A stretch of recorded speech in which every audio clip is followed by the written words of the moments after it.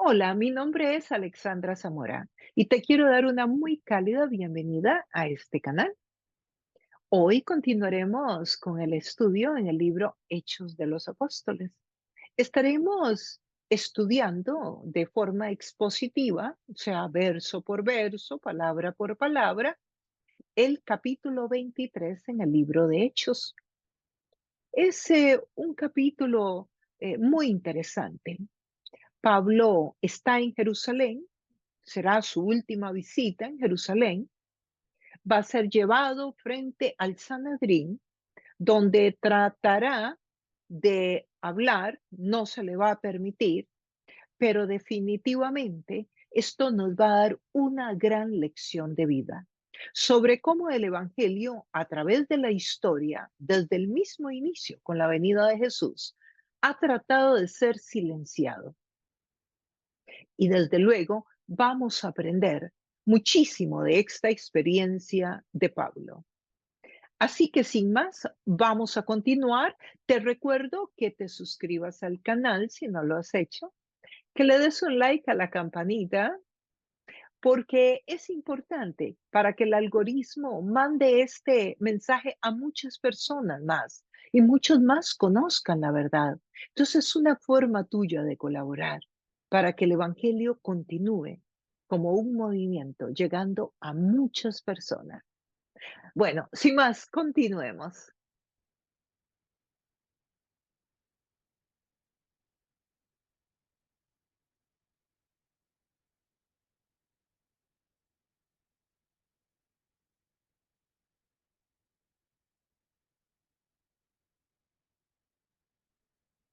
Hechos de los Apóstoles es el libro que estamos estudiando hoy en el capítulo 23.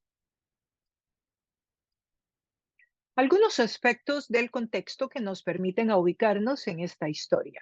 Y para eso mencionamos entonces algunos de los personajes, unos nuevos y otros que ya estuvieron también en las historias anteriores, en los capítulos anteriores.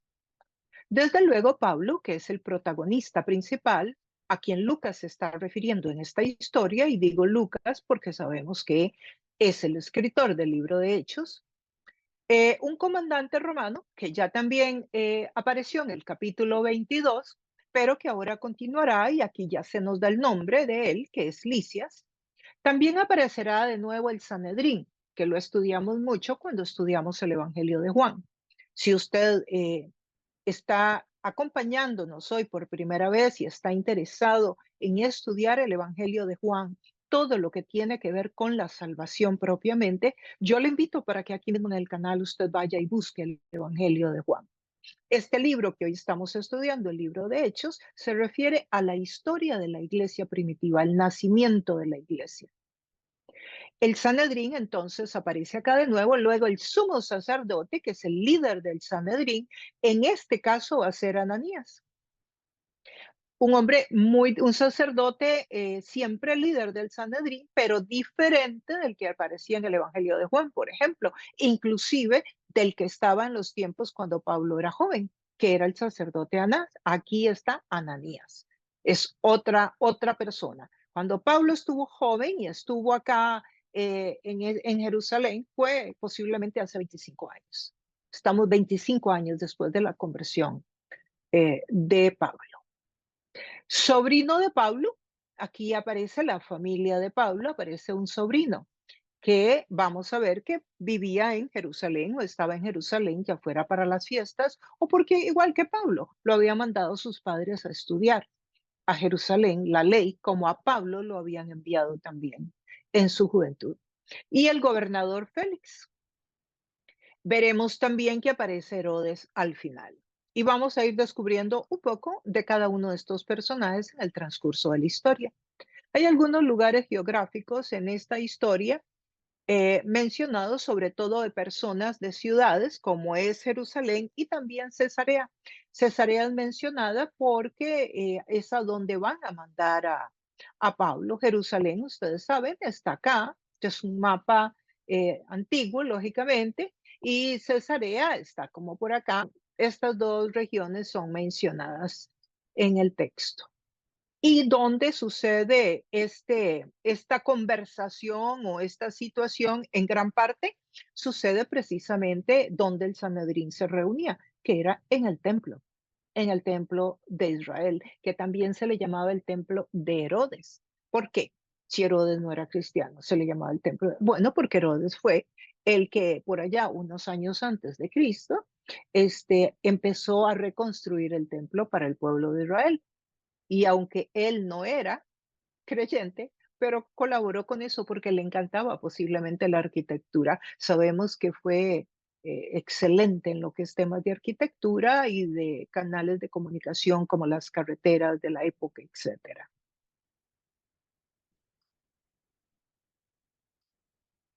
Y bueno, una introducción breve, o más bien un repaso, podríamos llamar en esta oportunidad. Recordemos la razón por la cual hoy está Pablo dando este discurso a la población en Jerusalén. Recordemos que lo habían acusado de destruir los fundamentos del judaísmo en el nombre de un tal Jesús de Nazaret.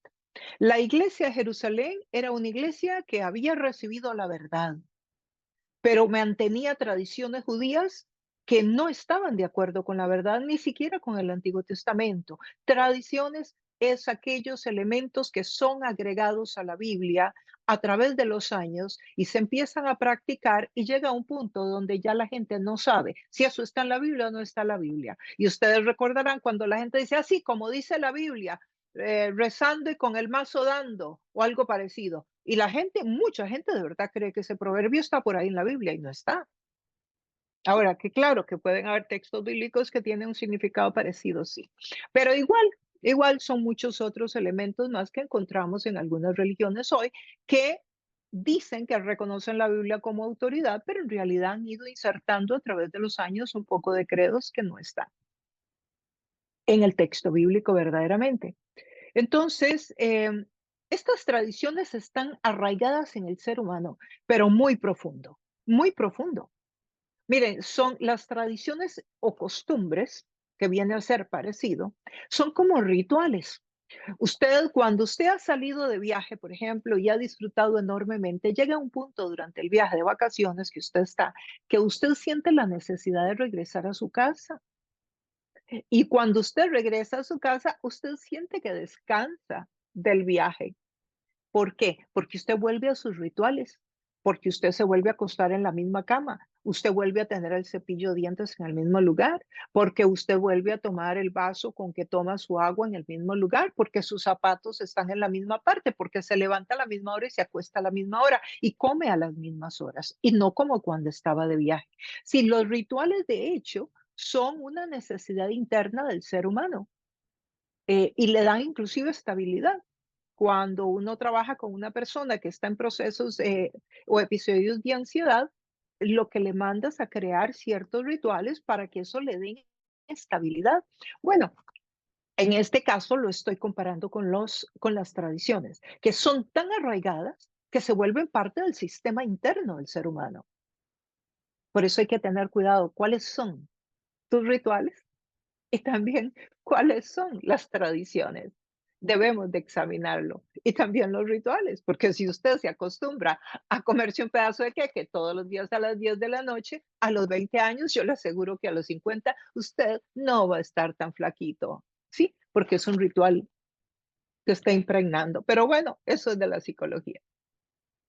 Ellos sabían que Pablo estaba predicando el mensaje de la gracia para los gentiles. Y los gentiles eso que los gentiles estuvieran recibiendo el mensaje de gracia no le gustaba al pueblo de Israel, sobre todo porque la gracia era algo que los judíos creían que ellos eran los únicos que eran salvos por gracia. Entonces, ¿cómo que ahora también los gentiles? No, en los judíos de Jerusalén creían mitad verdad y mitad mentira. Sí, mitad del evangelio, pero la otra mitad que los gentiles tenían que hacerse judíos primero y cumplir con ciertos rituales o tradiciones, como le queramos llamar, para poder ser cristianos. Esto es lo que está pasando. Cuando Pablo es llevado a este grupo específico del Sanedrín, él le predica a un grupo o da un discurso de su testimonio a un grupo muy grande y este grupo lo quiere matar, lo rescata este comandante, lo lleva al cuartel, lo encarcela durante la noche, lo lleva al otro día para que hable con el Sanedrín, con el grupo del liderazgo de los judíos. Vamos a ver qué buscaba este señor comandante con llevarlo ahí. Eh, entonces hablábamos de por qué la mayoría de judíos a quien Pablo les compartió su testimonio en el capítulo 22, que ustedes recordarán, no entendieron. A ver, Pablo predicó un testimonio poderosísimo. Él contó su historia de vida antes de Cristo, cuando conoció a Cristo y el cambio que Dios hizo en su vida. Él lo compartió y ellos lo conocían. Ellos sabían que Pablo había sido un asesino, que Pablo había perseguido a los cristianos. Pablo lo repitió en ese discurso. También les contó cómo Jesús se le apareció camino a Damasco y también podían ver a este Pablo transformado. Ahora un hombre que predicaba a ese Nazaret que una vez persiguió. O sea, era como muy evidente el cambio y la historia de vida de Pablo, de transformación de parte de Dios. Entonces, ¿por qué? ¿Por qué no le creyeron? ¿Por qué no pudieron ver la verdad? ¿No les parece una pregunta interesante de hacerse? Bueno, pueden haber muchas razones, pero la que yo creo que es la razón principal es porque no importa la elocuencia de un ser humano, no importa la oratoria que un ser humano tenga, no importa cuántos años tenga una persona de enseñar la Biblia, no importa el conocimiento, qué tan erudito, tan letrado pueda ser como era Pablo, el único que puede abrir el corazón de un ser humano se llama Espíritu Santo. Solamente el Espíritu Santo hace que el corazón tuyo se haya abierto hoy para escuchar la palabra de Dios y estar aquí buscando conocer los caminos de Dios, buscando tener una relación con Dios. No existe ni pedagogía, no existe palabrería, ni oratoria, ni carisma de ningún maestro de la palabra, ningún pastor que pueda transformar una vida o que pueda abrir un corazón para recibir a Cristo como su Señor y Salvador. Una persona que se acerca al texto bíblico y se lee la Biblia desde Génesis hasta Apocalipsis, si el Espíritu de Dios no le abre el corazón, no pasa nada. Cierra la Biblia como cualquier otro libro y en su vida seguirá gobernando el raciocinio y no podrá tener esa fe que se necesita para abrir la llave para permitir que Dios entre a su vida y gobierne como su Señor y Salvador. Por eso es que tu oración debe ser pedirle a Dios que te abra el corazón y que le abra el corazón a tus seres queridos, para que cuando tú prediques el Espíritu de Dios actúe. Esa es la razón por la que no entendieron. Como hay gente que hoy puede estar escuchando esta enseñanza y cerrará el canal aquí de YouTube o el canal de las redes sociales y no entendió nada. ¿Por qué? Porque tienes que pedirle al Espíritu de Dios que te permita ver en el mundo espiritual. Y entonces una venda va a ser corrida de tus ojos y podrás ver un mundo que no has visto hasta ahora. Y eso se llama fe.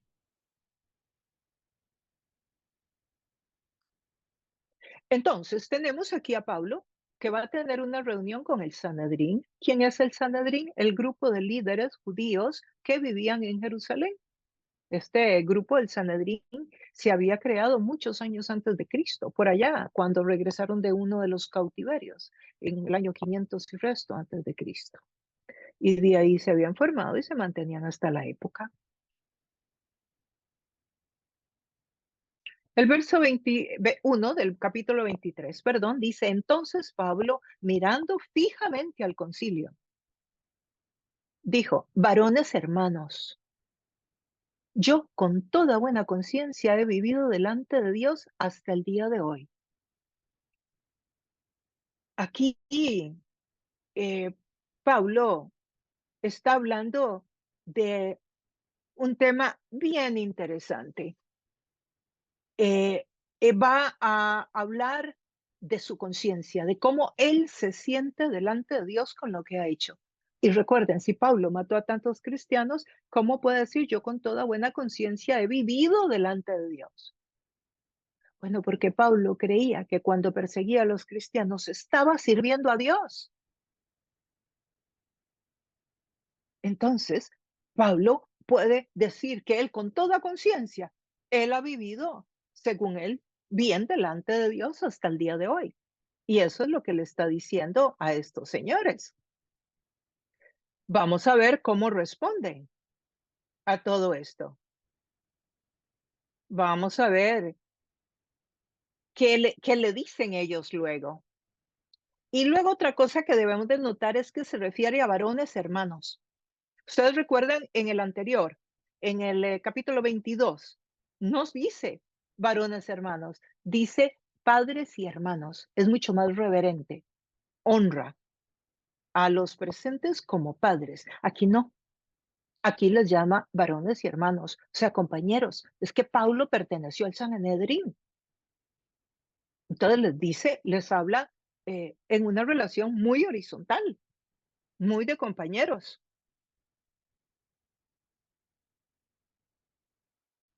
Aquí está, lo tengo acá en el capítulo 22 para que ustedes lo vean. Ven, padres y hermanos, escuchen ahora mi defensa. Este fue el sermón, el discurso de Pablo en el capítulo anterior, que fue para la población judía que estaba en Jerusalén. Ahora es con el liderazgo. Esa es una de las grandes diferencias.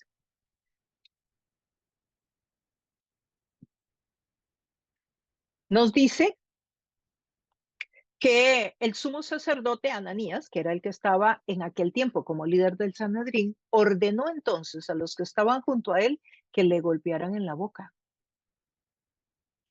Y Pablo no se quedó callado.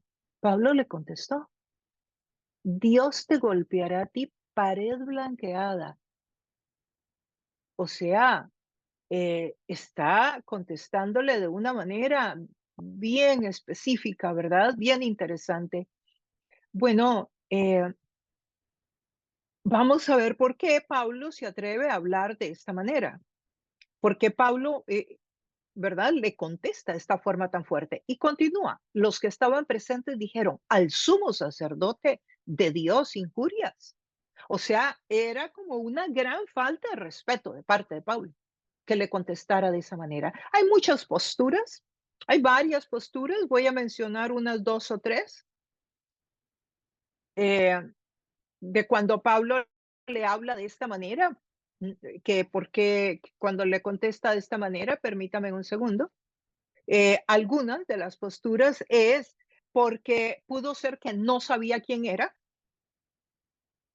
esa es una, difícil, ¿verdad? Porque como Pablo no va a saber quién es el sumo sacerdote, si está en Jerusalén, si era un hombre inteligentísimo, si se mantenía informado, si escribía cartas a otras ciudades, en fin, es como ¿verdad? Un poco como que no muy creíble.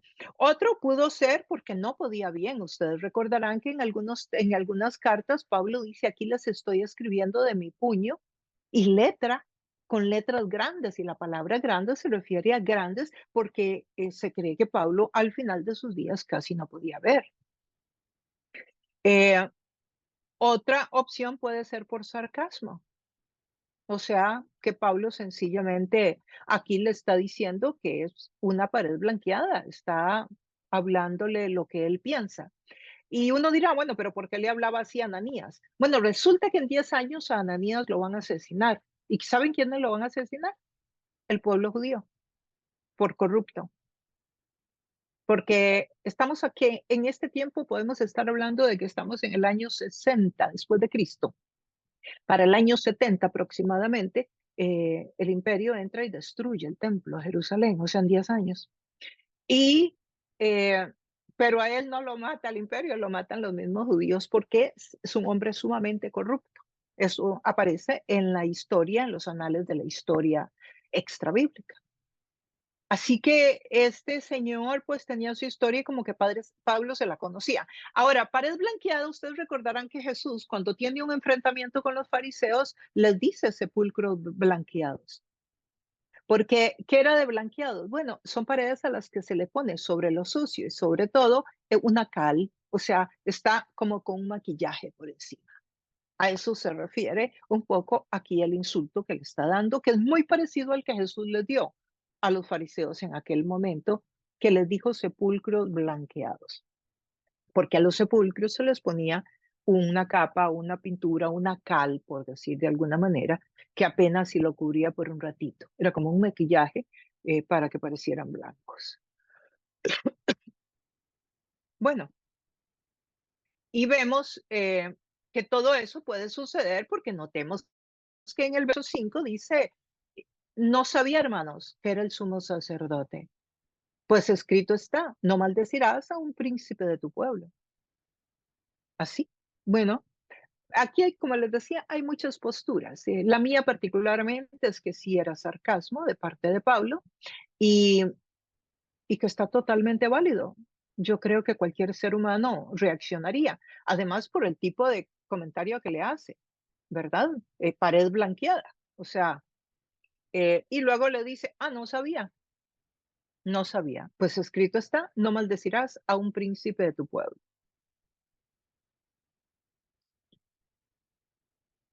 ¿Por qué Pablo entonces le habla de esta manera? ¿De verdad no sabía quién era? ¿No podía bien? ¿No podía ver bien? ¿O fue sarcasmo? ¿Qué piensas tú?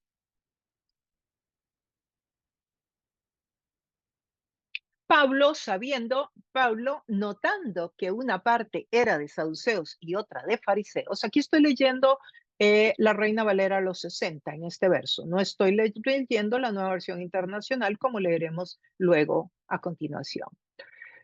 Notando que una parte era de saduceos y otra de fariseos, alzó la voz en el concilio. Varones, yo soy fariseo, hijo de fariseos. Acerca de la esperanza de la resurrección de los muertos se me juzga. Cuando dijo esto, se produjo una disensión entre los fariseos y los saduceos y la asamblea se dividió. Esto es interesantísimo. ¿Por qué? Porque miren lo que dice aquí, Pablo notando, o sea, tiene a la audiencia al frente y Pablo puede ver que hay saduceos y fariseos. Es como que hubieran conservadores y liberales. Si de hecho es así, si queremos decir quiénes de este grupo eran los conservadores y quiénes eran los liberales, pues los conservadores vendrían a ser los fariseos y los liberales vendrían a ser los saduceos. Estos eran dos grupos religiosos que conformaban el Sanedrín y que estaban dentro de los judíos. De hecho, la mayoría del Sanedrín eran saduceos. Ahora veremos la diferencia entre uno y otro. Lo que quiero que se note acá es que Pablo toma ventaja de que hay dos grupos aquí entre los cuales hay una gran tensión doctrinal, porque piensan diferente sobre la fe. Entonces, Pablo, donde ve eso, les dice, yo soy fariseo, pero y luego dice, acerca de la esperanza y de la resurrección de los muertos se me juzga. O sea, porque él está predicando a un Jesucristo resucitado. Entonces dice que se le está juzgando por eso. Cuando dice eso, se armó ahí entre los saduceos y los fariseos un momento de tensión al punto que se dividieron en dos. Claro, Pablo sabía que si él lograba mover la atención hacia el conflicto interno entre ellos, él dejaría de ser el centro de atracción. Eso a él le añadiría, le serviría, iría a su favor. Y eso es lo que encontramos acá. Precisamente eso es lo que está sucediendo y lo que Pablo hace. Avancemos al verso 8. Porque los saduceos dicen que no hay resurrección, ni ángel ni espíritu, pero los fariseos afirman que sí, afirman estas cosas. Y hubo un gran vocerío y levantándose los escribas de la parte de los fariseos, los escribas eran los que estudiaban la ley, los que escribían el Antiguo Testamento y hacían toda la parte, eran los que escribían, pongámoslo así, los textos bíblicos. Levantándose los escribas de la parte de los fariseos, contendían diciendo, ningún mal hallamos en este hombre, que si un espíritu le ha hablado o un ángel, no resistamos a Dios. ¿Por qué los fariseos se levantan a decir eso? Porque ellos sí creen en la resurrección. ¿Ven? Y Pablo tiró una piedrita para provocar. Eso dijeron los fariseos. Pues si no ha dicho nada mal, lo que está diciendo es que hay resurrección y eso es correcto. Hay resurrección. ¿Sí me explico? Claro, Pablo lo tiró para provocar que entre ellos se pelearan, pero Pablo aquí está saliendo beneficiado. Ningún mal hallamos en este hombre, y habiendo grande disensión, el tribuno, teniendo temor de que Pablo fuese despedazado, oigan qué palabra tan fuerte, despedazado. Así de violento era el asunto, ¿verdad? Por ellos, mandó que bajasen soldados y le arrebatasen de en medio de ellos, o sea, sacado así como del pelo, y le llevasen a la fortaleza romana, lógicamente. Los saduceos, ¿quiénes eran? No creían en la muerte después de la vida, no creían en la vida eterna después de, perdón, no creían en la vida eterna, perdón, después de la vida, ni en ángeles, ni en demonios, ni en la resurrección. Por lo tanto, o sea, si no existía la vida después de la muerte, pues tampoco existía la resurrección. Los fariseos, ¿quiénes eran? Eran rigurosos en el seguimiento de la ley y las tradiciones. Eran los conservadores, los saduceos, los liberales de la época. Estamos presenciando una lucha de poderes de este grupo del Sanedrín contra Pablo. Entre ellos un pleito, pero la lucha de poderes se está llevando a cabo entre los dos reinos. ¿Cuáles reinos? El reino de Dios y el reino del enemigo, entre las tinieblas y la luz. A nivel de sistemas. ¿Y por qué digo sistemas? Porque no es individuos. Sí, Pablo es uno, los demás son un grupo. Y usted dirá, sí, sí hay un individuo. Sí, pero Pablo está representando a la fe, está representando el reino de Dios. No está defendiéndose él. El ataque no es contra Pablo, el ataque es contra el reino de Dios. Es una guerra espiritual de grandes ligas. Bueno, ¿por qué? Porque el trabajo del reino de las tinieblas es silenciar el evangelio. Siempre ha sido silenciar el evangelio. Cuando usted escucha la palabra persecución, ¿qué significa? Matar, perseguir a los cristianos. ¿Por qué? Para silenciarlos, para que no puedan compartir el evangelio. No es que los gobiernos van detrás de una persona porque le cae mal Juan o Pedro que están evangelizando en África o en la China. No, los gobiernos no tienen un problema contra un individuo. Es el enemigo usando los gobiernos para silenciar el evangelio. Es el evangelio, es el reino de las tinieblas y el reino de la luz. ¿Y por qué un gobierno? Bueno, porque si un gobierno tiene un liderazgo que no es creyente, que pertenece al reino de las tinieblas, ese gobierno va a servirle al enemigo, así como ustedes vieron ahora en el Sanedrín. Es lo mismo. ¿Qué hubiese sucedido si logran silenciar a Jesús? Mataron a Jesús, pero no lo silenciaron. ¿Qué hubiese sucedido si logran silenciar a los apóstoles? ¿Qué hubiese sucedido si logran silenciar a Pablo? Si Pablo se atemoriza, si Pablo dice, no, yo no hablo más de este tema, la verdad que me está costando mucho, me lleva muchas palizas, muchas cárceles, muchas hambres, muchos malos momentos, yo aquí voy a renunciar, yo voy a give up, esto no continúa conmigo. ¿Qué hubiera sucedido si hubieran logrado silenciar a uno de ellos?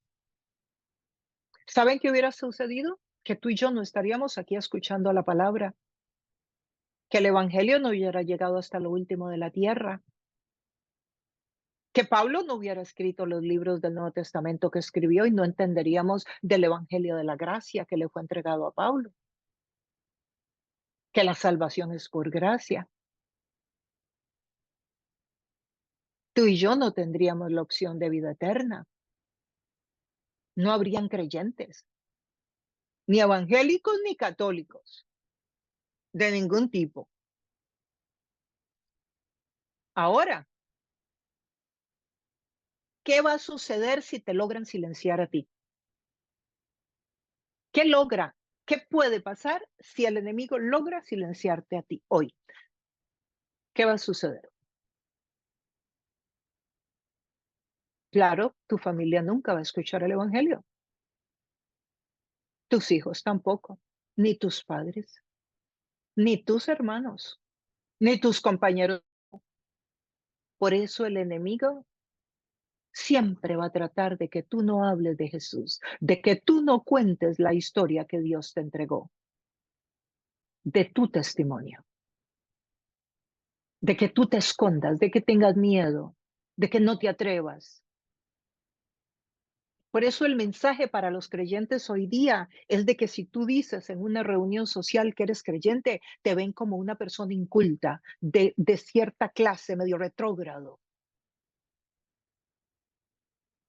para que eso afecte tu identidad y entonces no te atrevas a hablar de Cristo y te lo calles para silenciarte. Acuérdense de esto y ténganlo presente. Existen las luchas de poderes en el mundo espiritual y siempre el trabajo del enemigo es silenciar el evangelio. Y ocúpate de examinarte y ver si el enemigo está logrando silenciarte a ti.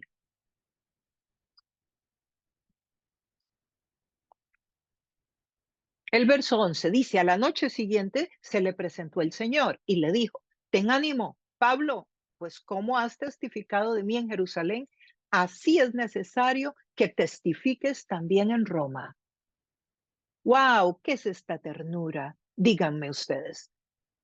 Oh, Pablo pasa por todo esto, lo sacan del pelo porque lo iban a despedazar y se lo llevan allá a la cárcel de la época. Y miren quién aparece en la cárcel. A la noche siguiente se le presentó el Señor mismo. Ten ánimo. Llegó a animarlo.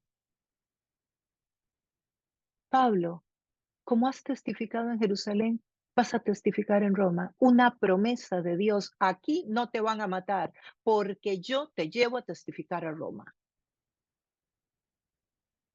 El Señor cuidándolo, el Señor protegiéndolo, el Señor dándole ánimo, la ternura de Dios cuidando a Pablo, como te cuida a ti en los momentos difíciles.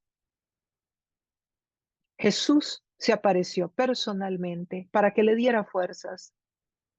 Entonces, ¿qué? ¿Recuerdan cuando Pablo, allá en el capítulo 18, el capítulo 19, el capítulo 20, recuerdan cuando el Espíritu le habla, cuando viene el profeta aquel Ágabo y le dice que en Jerusalén va a encontrar sufrimientos? Y Lucas dice que inclusive él, porque dice nosotros tratamos de persuadir a Pablo para que no fuera a Jerusalén y se cumpliera esa profecía. Porque habían entendido que Pablo, que Dios estaba revelando que iba a sufrir en Jerusalén para evitarle el sufrimiento. Y Pablo dijo, no, el Espíritu me lleva obligado a Jerusalén. No es que yo quiero ir, es que tengo que ir. Es que Dios me dijo que debo ir. Entonces, cuando Pablo estaba viviendo ese momento de lucha entre obedecer a Dios y no, y los amigos trataron de persuadirlo para que no fuera a Jerusalén, ¿qué te enseña eso? ¿Qué me enseña eso a mí? ¿Qué nos enseña a todos? Bueno, que no necesariamente porque vamos a sufrir significa que es del diablo, por ejemplo, que no necesariamente porque vamos a enfrentar resistencia al evangelio significa que no viene de Dios ese mandamiento o ese llamado que nos hizo. Entonces hay que perderle el miedo a la vergüenza pública, hay que perderle el miedo a lo que van a decir de mí o de ti. Hay que perderle el miedo de que te llamen ridículo. Hay que perder el miedo a que te llamen anticuado o prosaico o una persona que no entiende, inculta. Hay que perderle el miedo. Y eso va a traer libertad, va a traer un poder especial, va a traer un respaldo de parte de Dios. Y Dios se va a presentar en la noche, en tu cuarto, en tu casa, en tu auto, y te va a dar ánimo él personalmente y vas a tener experiencias maravillosas que solamente las tienen aquellos que le pierden el miedo al mundo por obedecer el evangelio.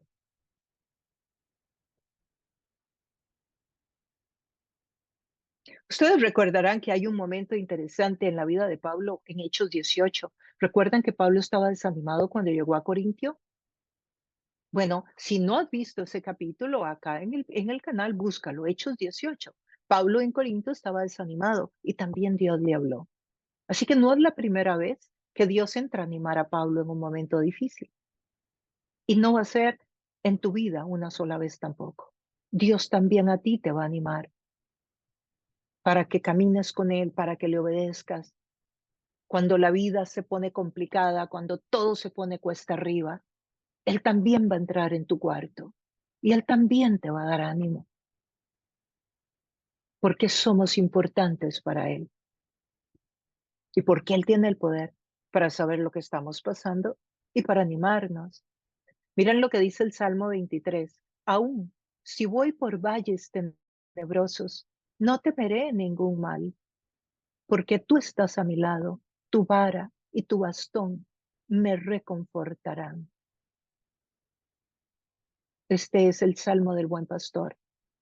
Y aquí se comparan los seres humanos, los creyentes, los discípulos y las discípulas de Jesús con ovejas. Por eso habla tu varo y tu bastón y tu callado, dice otra versión, que nada nos va a suceder, aunque andemos por valles tenebrosos. Si Pablo está encarcelado, ha pasado por el rechazo de sus amigos, de su familia, de sus compañeros de estudio, porque él estudió con esa gente el Sanedrín. Posiblemente muchos de ellos estudiaron a los pies de Gamaliel como él. Y ahora de los compañeros de iglesia, porque también habían judíos que habían sido personas creyentes que posiblemente él había colaborado para que creyeran en Jesús, pero también tenían tradiciones. O sea, Pablo ha sido rechazado por todos estos grupos de iguales. ¿Significa esto que Dios lo abandonó? No, ¿verdad? Ya vimos que no. Jesús lo visitó en la cárcel y lo animó. Entonces, cuando alguien te rechaza, cuando alguien se burla de ti porque eres creyente, cuando un familiar le cae mal porque le has hablado de Jesús, cuando tú estás tratando de llevar la vida eterna a tu casa, a los tuyos, a los que Dios te llamó, al campo misionero, a donde sea que el Señor te haya dicho, y te rechazan y se burlan y te maltratan y te excluyen de las reuniones, de las fiestas, porque les parece que te has vuelto muy aburrido porque ya no te emborrachas, porque ya no te metes las pastillas, la droga, porque ya no haces lo mismo que ellos. Entonces tus amigos se van yendo. Bueno, yo te quiero decir que eso no significa que tú estás mal. No necesariamente. Aquí podemos ver que el rechazo, que la burla y demás no necesariamente significan, son un mensaje de que tú estás equivocada o equivocado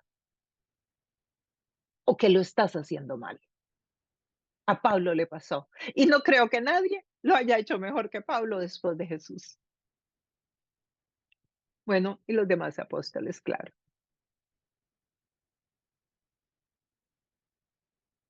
Juan 16:33 dice, estas cosas os he hablado para que en mí tengáis paz.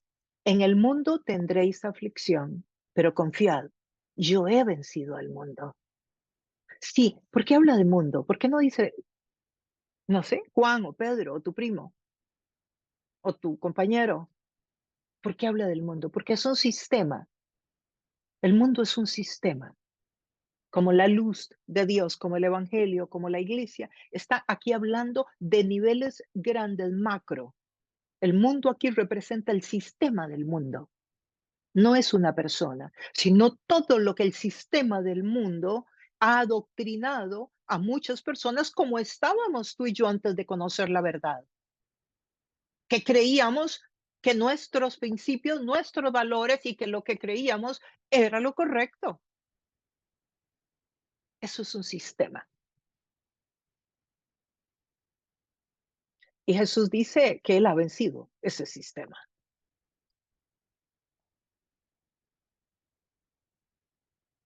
Entonces diríamos, entonces que Pablo predicó en vano. Si la gente no se volvió a Jesús, ¿el mensaje de Pablo fue en vano? No, de ninguna manera, de ninguna manera. Si nadie creyó en Jesús a través del testimonio de Pablo o de sus enseñanzas en Jerusalén, ¿significa esto que Pablo se quedará sin ningún galardón en el cielo por el trabajo que hizo en Jerusalén? Significa que cuando Pablo llegue al cielo, entonces Dios le va a decir, Pablo, qué tirada, aquí no hay nada para ti, pero es que ni una perlita, ni una coronita, ni un galardón, porque es que nadie se volvió a mí en aquel discurso tuyo. Y posiblemente el profeta Jeremías, ¿sabían ustedes que el profeta Jeremías en el Antiguo Testamento dice que predicó por más de ciento y resto de años? En ese tiempo la gente vivía muchos años. Y dice que nadie se volvió a Jesús, nadie se volvió a Dios. En el Antiguo Testamento no era Jesús, era Dios. Nadie se volvió a Dios. Entonces, ¿qué? Cuando Jeremías llegue al cielo, Dios le va a decir, nada para ti, Jeremías. No. Pablo predicó y la función, el deber nuestro es obedecer al Señor. El abrir el corazón de un ser humano corresponde a Dios. Lo que tú y yo debemos de hacer es testificar de Dios, es hablar de Dios, es dejar pequeños confititos del evangelio en cada persona que Dios nos dé la oportunidad. Y cuando no existe oportunidad, crear oportunidad para repartir confites del evangelio, como le llamo yo, y ustedes saben que lo han escuchado en otras enseñanzas, que siempre digo que cada ser humano es como una bolsita. Y entonces un creyente pasa y deposita un confite, y otro pasa y deposita otro confite, y otro pasa y deposita otro confite. Y cada creyente va depositando confites en esa vida, en esa bolsita, y un día la bolsita estará llena de confites. Ese creyente estará lleno de mensajes de Dios que le han dado muchos creyentes en muchas partes por donde han dado. Y entonces llegará su momento de florecer, de abrir su corazón a Dios. Entonces, puede que nuestra función sea dejar confites de diferente tamaño, o puede que nuestra función y el rol sea ver cuando la persona florece. Pero el trabajo no lo hiciste ni tú ni yo, lo hicieron muchos que depositaron confites en esa vida, solo que a nosotros nos toca ver cuando la bolsita está llena y la persona dice, sí, yo quiero entregarle mi vida a Cristo. Bueno, es importante que nosotros recordemos que nuestra función es obedecer al Señor. El trabajo interno en una vida la hace el Espíritu de Dios.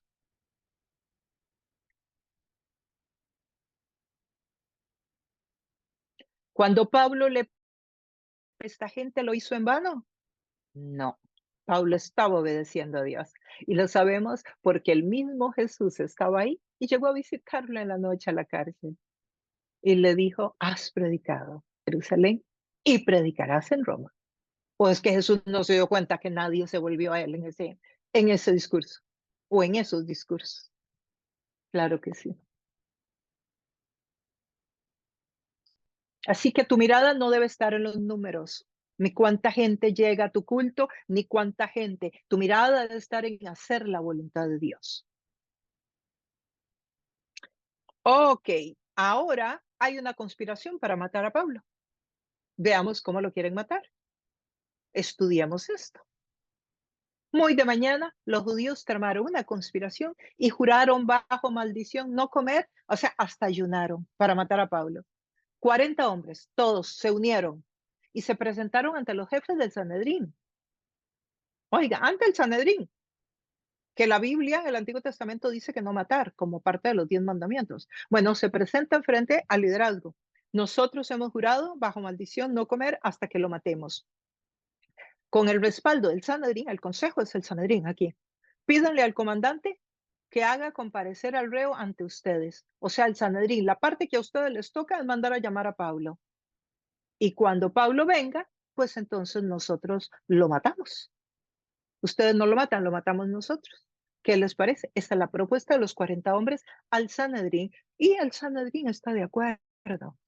Entonces, muchas veces en la vida nuestra, nosotros no vemos el fruto ahí mismo, pero en 10 años o en 5, esa persona reflexionará sobre ese confite que tú le diste.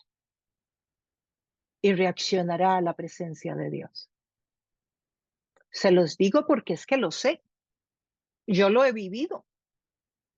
Miren, cuando la primera vez y la única vez en mi vida que yo escuché algo de Dios, estaba en la televisión, estaba haciendo un comercial para televisión. Y llegó una señora que me peinaba. Ella se llama Isabelita.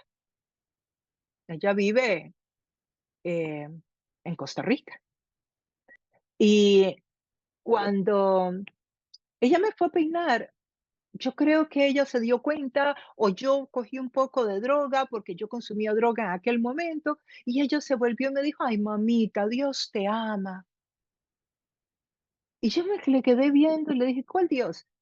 Ese que no sana a los niños, que deja que los niños se mueran de hambre. Ese Dios que deja que haya guerra y que los niños y los viejitos sufran sin ninguna razón de sufrir. Ese Dios me estás hablando, Isabelita. Por favor, Isabelita, no me hables estupideces. Así con estas palabras. Y yo le tenía cariño, Isabelita. Así le contesté a mí, no me hables estupideces. Pero ella me dijo, Dios te ama. Y yo, pasaron los años y los años y los años. Y aquí estoy predicando el evangelio. Esa fue la única vez que alguien a mí me mencionó algo cerquita de lo que era el cristianismo. O sea, yo nunca conocí cristianos, nunca me llevaron el mensaje, nunca nadie me predicó. Como ustedes saben, fue una historia personal que Jesús llegó a mi habitación. Pero una persona me dijo una vez que Jesús me amaba. Yo la rechacé y la ridiculicé y la ofendí. Muchos años después, lógicamente, y ustedes que han oído el testimonio saben que cuando llegué a Cristo, ella fue la primera persona a la que llamé, porque era la única relación que yo tenía con el Evangelio. Y tenía como 5 años de no verla ni oírla. Y la llamé. Esa madrugada que tuve una visión con Dios. Bueno, entonces sí que una palabra que tú siembres, un confite que tú le des a alguien, puede resultar en que llega a crecer solo en la bolsita, como en mi caso, y llenar toda la bolsita. Bueno, y mucha gente que estaba orando por mí, tengo que decir, mucha gente que luego me enteré que estaba orando por mí. El verso 16 dice, pero cuando el hijo de la hermana de Pablo se enteró de esta emboscada, entró en el cuartel y avisó a Pablo. Ah, Pablo tenía familia en Jerusalén. Bonito, ¿no? Conocer al sobrino de Pablo. Aquí lo vemos. Y su hermana. Y además lo ama, porque miren lo que hizo. El muchacho se entera de que hay una emboscada y se va a ver cómo puede ayudar a su tío. Es como una historia interesante, ¿no? Que nos vaya apareciendo la familia de Pablo, ya que al final. Este llamó entonces a uno de los centuriones y le pidió, lleve a este joven al comandante porque tiene algo que decirle. ¿Quién es este? Pablo. O sea, el muchacho le cuenta a Pablo. Va a ver a Pablo y le cuenta lo que se va a estar haciendo contra él, que lo van a matar. ¿Qué hace Pablo? Pablo dice, no, bueno, gloria al Señor, que se haga la voluntad de Dios. No, Pablo no espiritualizó la situación. Pablo hizo algo para proteger, usó su cerebro para proteger su vida, porque Dios nos dio el cerebro para pensar. Entonces, tener fe y ser una mujer de fe o un hombre de fe no quiere decir que uno se pone tonto. No, él pensó, ¿cómo me protejo? Dios nos dio facultades. Somos hechos a imagen y semejanza de Dios, por lo tanto somos inteligentes. Dice que llamó entonces a uno de los centuriones y pidió, lleve a este joven al comandante porque tiene algo que decirle. Y no se lo dijo al centurión, ¿verdad? Sino, vaya, se lo dice al comandante. Así que el centurión lo llevó al comandante. El preso Pablo me llamó y me pidió que trajera a este joven porque tiene algo que decirle. El comandante tomó de la mano al joven, lo llevó aparte y le preguntó, ¿qué quieres decirme? El joven le contó todo lo que ya ustedes saben, que a 40 hombres estaban en ayuno, que estaban produciendo una emboscada y que iban a mandar a llamar a Pablo en la mañana. El comandante despidió al joven con esta advertencia. No le digas a nadie que me has informado de esto. O sea, el comandante pensaba dejar que corriera a ver si era verdad. Y eso hace. ¿Y qué hace? Trasladan a Pablo de cárcel. Eso es lo que sucede. Trasladan a Pablo de cárcel. Lo trasladan a Cesarea.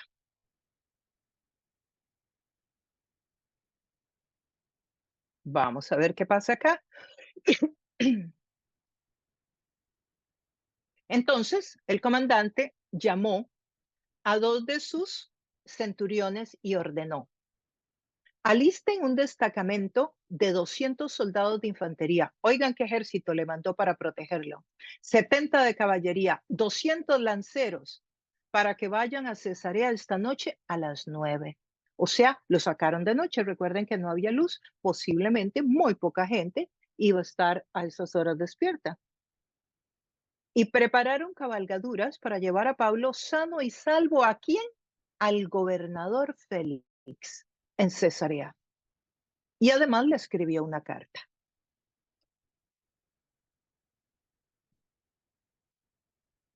Miren qué interesante la carta. Claudio Lisias. Pueden ver que en el griego el nombre no se pone al final, se pone al principio.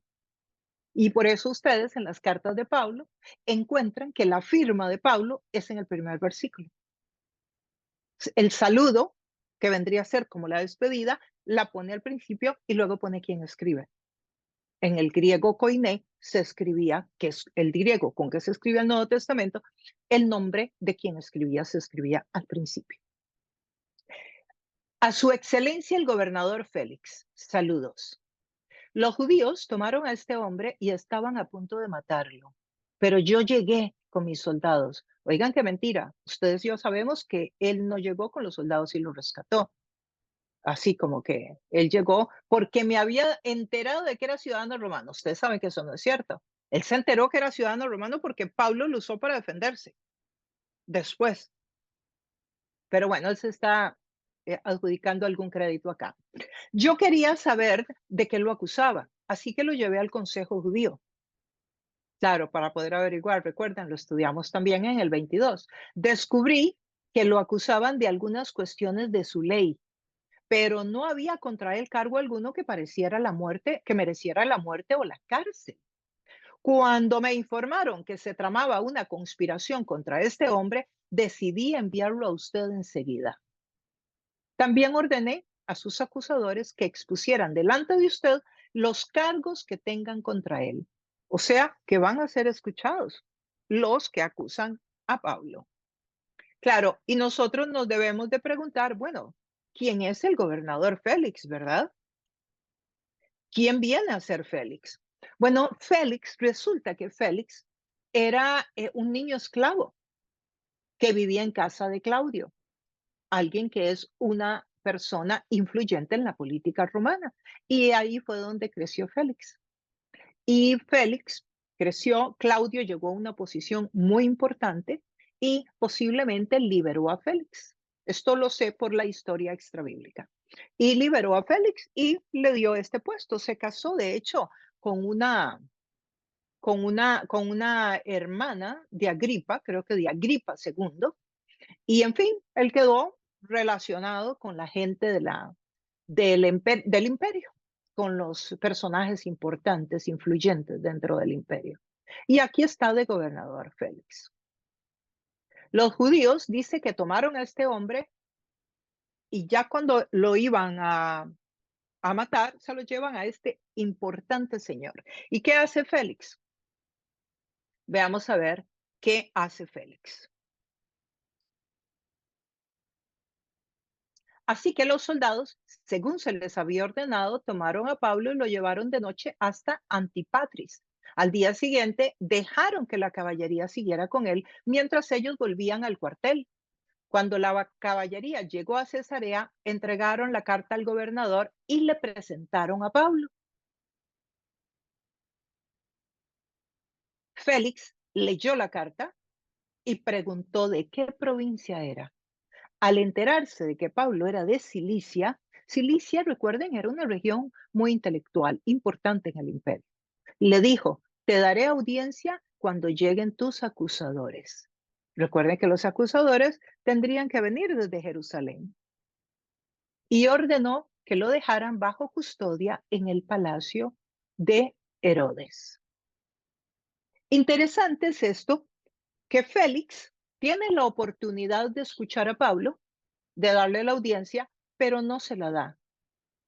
No le da la audiencia a Pablo. Eh, y claro, uno se pregunta, ¿cómo hubiera sido la vida de Félix si sí le hubiera dado la audiencia a Pablo? Hubiera podido escuchar la verdad de parte de Pablo, ¿no? Y vamos a ver qué sucede con este personaje en el próximo estudio. Pero hasta acá nos deja el texto con este sabor en el paladar espiritual tan importante de cómo el Evangelio va llegando de un lugar al otro y se va moviendo en las esferas sociales también, porque ahora van a escuchar sobre el testimonio de Pablo otro tipo de personajes del Imperio Romano.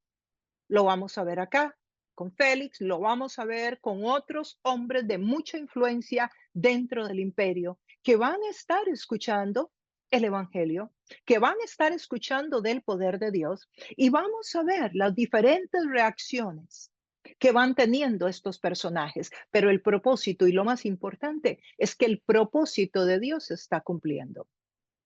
El libro de Hechos es un libro que narra la historia de cómo el Evangelio se mueve desde Jerusalén, donde Jesucristo fue crucificado, hasta el fin de la tierra de aquella época.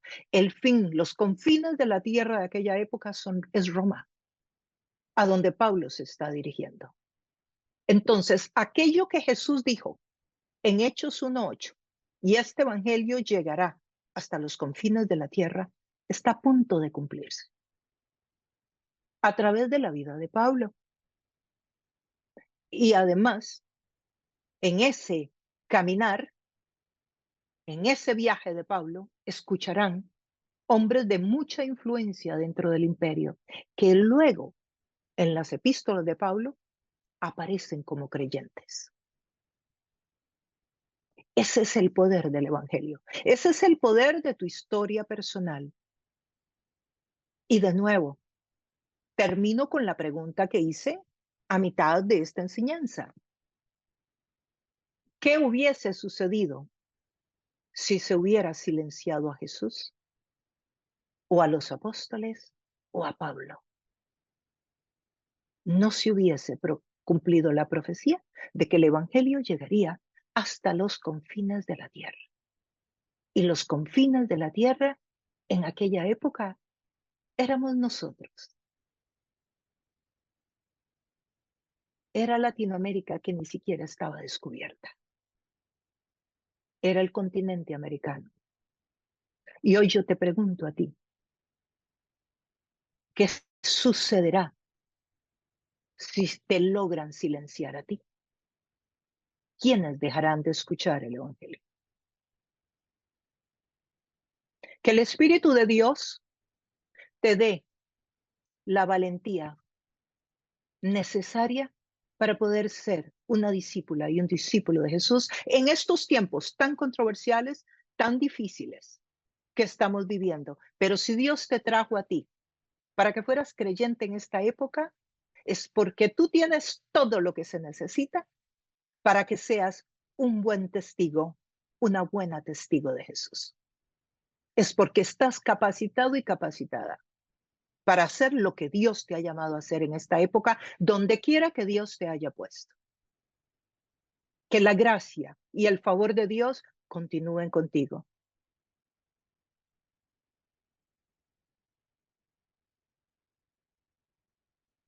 Una vez más queremos agradecerte por habernos acompañado, por compartir con nosotros este momento especial, espiritual, donde crecemos juntos, donde podemos reflexionar en la palabra y aprender, además de desarrollar una relación íntima con Dios. Bueno, me despido, nos vemos en el próximo estudio y si no te suscribiste ya, hazlo ahora, dale un like a la campanita, de nuevo te recuerdo, es tu forma de contribuir para que el Evangelio llegue a muchos más, ya que el algoritmo, cuando tú le das like, manda el mensaje a otras personas. Bueno, que estés muy bien y nos vemos pronto.